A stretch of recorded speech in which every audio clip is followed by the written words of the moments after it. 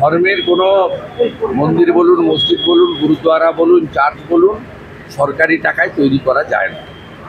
উনি সংবিধানও পড়েননি, নিজের ধর্মটাও পড়েন, তাই এই ধরনের কথাবার্তা বলছি। কালকে ধর্মতলা থেকে মানে বিভিন্নভাবে আক্রমণ করেছে, বলছে আপনারা কোনো কর্মসূচি করলেই তৃণমূল কর্মসূচি করবে। কালকে যেহেতু আপনারা উত্তরকন্যায় করেছিলেন, করুন না, এত বড় রাজ্য অন্য রাজনৈতিক দলের কর্মসূচিকে ডিস্টার্ব না করে করতে কেন পারবে না? বিজেপি তো করেছে 600 কিলোমিটার, কংগ্রেসও পলাশিতে করেছে, করুন না। আপনি না বলছে কি? এত বড় রাজ্য, 11 কোটির দেশ, দার্জিলিং থেকে দীঘা, কোচবিহার থেকে কাকদ্বীপ, এতগুলো জেলা, এত বিরাট এলাকা, কেন করবেন? নিশ্চয়ই করবেন। তাতে অন্য কারোর কর্মসূচিকে ব্যাহত না করেই করবেন। এসব কথা ওনাকে বলতে না বলুন। জ্যোতিবাবু, বুদ্ধবাবুর সময় ওনাকে কোনোদিন হাইকোর্টে যেতে হয়নি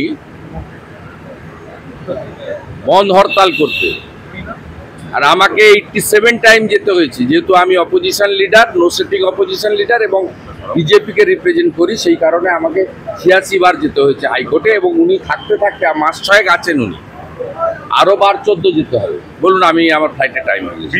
বিজেপি ঘাটালে পাওয়া যায়নি, ঘাটালে পাওয়া যায় না, ঘাটাল ডুবে আছে।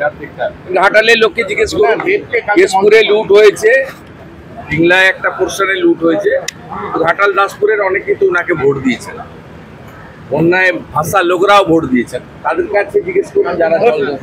ভাষা আন্দোলনে ডাক দিচ্ছেন মমতা বন্দ্যোপাধ্যায়, যে 27 জুলাই থেকে ভাষা আন্দোলন শুরু ভাষার জন্য, বাংলা ভাষার জন্য, বাংলা ভাষাকে রক্ষা করার জন্য। বাংলা ভাষার রাজ্যে বাংলা ভাষার উনি কে? বাংলা ভাষা রক্ষা করার উনি কে? ওনাকে কে সেই হকদারি দিয়েছে? দেয়নি। যেদিন প্রণব মুখার্জিকে রাষ্ট্রপতি করার কথা বলা হয়েছিল বাঙালিকে, সেদিন প্রথম বিরোধিতা উনি করেছিলেন। আর উনি যে পার্টিকে গালাগালি করেন সেই পার্টিটাকে বাঙালি প্রতিষ্ঠা করেছে, ডক্টর শ্যামাপ্রসাদ মুখার্জি। আমাদের বর্তমান প্রধানমন্ত্রীর অ্যাডভাইসার ছিলেন লেট বিবেক দেবরয়, বাঙালি। অর্থনৈতিক উপদেষ্টা যিনি আছেন সঞ্জীব সান্যাল, বাঙালি।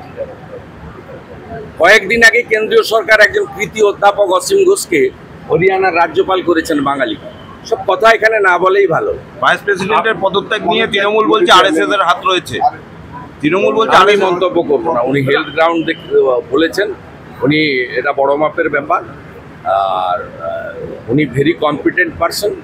ওনার গ্রাউন্ড হেলথ গ্রাউন্ড বলে আমরা দেখেছি মিডিয়াতে, আমি এটা নিয়ে কোনো কথা। আপনারা বলছেন যে 17 লাখ রোহিঙ্গা আছে, কিন্তু মমতা দাবি করছেন যে সারা বিশ্বে 11 লক্ষ রোহিঙ্গা আছে। বাকিদের পেলেন কোথায়? আপনারা বাকিদের পেলেন কোথায়? দেখুন, ভারতীয় মুসলিমদের নিয়ে আমাদের কোনো আপত্তি নেই। আমরা কোনোদিন বলি না, আমরা তাদের বিরোধিতা করি না। মোদিজির সমস্ত স্কিমের বেনিফিট কিন্তু সবাই পায়, কিন্তু বাংলাদেশি মুসলমান এবং রোহিঙ্গা মুসলমান তারা ভারতীয় নয়, পরিষ্কার কথা। ভারতীয় যে শিখ, হিন্দু, খ্রিস্টান, জৈন, মুসলিম যেই হোক, তারা ভারতীয়। সবাই মিলেমিশে আমরা থাকবো, যে যার রাজনীতি করুন। তারা আমাদের হিন্দুদের পার্টি বলেন, কিন্তু মোদিজির কোনো স্কিম কোনো একটা ধর্ম সম্প্রদায়ের জন্য নয়, পরিষ্কার কথা বলি। কিন্তু আমরা পরিষ্কারভাবে বলি, 540 কিলোমিটার কাঁটাতারের বেড়া না থাকার জন্য বাংলাদেশ থেকে বার্মার যে রোহিঙ্গা রিফিউজিরা এখানে প্রচুর সংখ্যায় ঢুকেছে, তাদের নাম হচ্ছে রোহিঙ্গা। 2017 সালে মুখ্যমন্ত্রী তাদের ইনভাইট করেছিলেন।